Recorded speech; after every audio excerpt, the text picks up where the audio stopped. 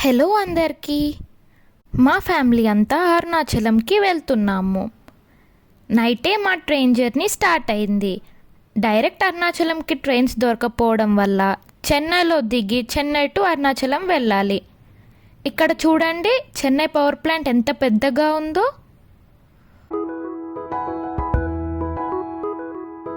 Finally Chennai central railway స్టేషన్లో దిగాము.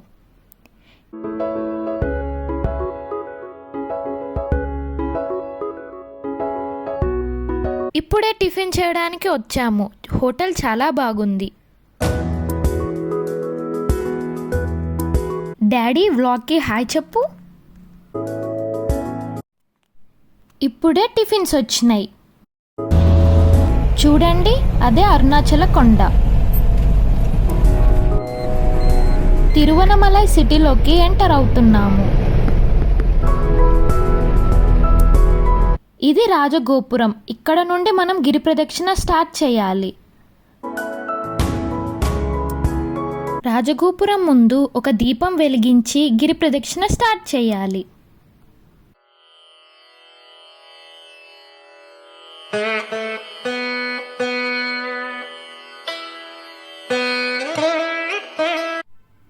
పౌర్ణమి రోజు కావడం వల్ల చాలామంది ఇలా ఒత్తులు వెలిగించారు.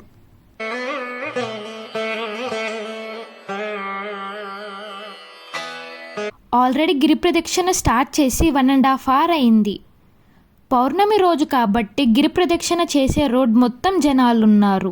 చూడండి, ఎక్కడ చూసినా జనాలు ఎలా ఉన్నారో. గిరి ప్రదక్షిణ మధ్య మధ్యలో అర్ధనారీశ్వరులు, మురుగన్ విగ్రహాలు, ఇంకా చాలా టెంపుల్స్ ఉన్నాయి. మనం ఎగ్జాక్ట్గా ఎక్కడున్నామో ఈ మ్యాప్స్ చూసి తెలుసుకోవచ్చు. నెక్స్ట్ ఏ టెంపుల్ దర్శనం చేసుకోవాలి అని కూడా ఈ మ్యాప్లోనే తెలుసుకోవచ్చు.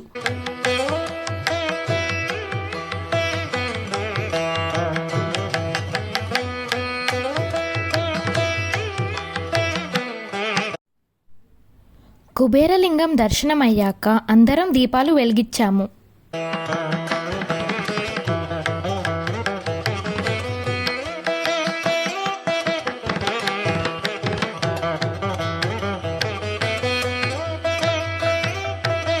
చూడండి, ఇదే మోక్ష మార్గం. పౌర్ణమి కాబట్టి మోక్ష మార్గం దగ్గర ఆల్మోస్ట్ 3 hours వెయిట్ చేశాము. ఇక్కడ మా అమ్మ మోక్ష మార్గం నుండి బయటికి వస్తుంది.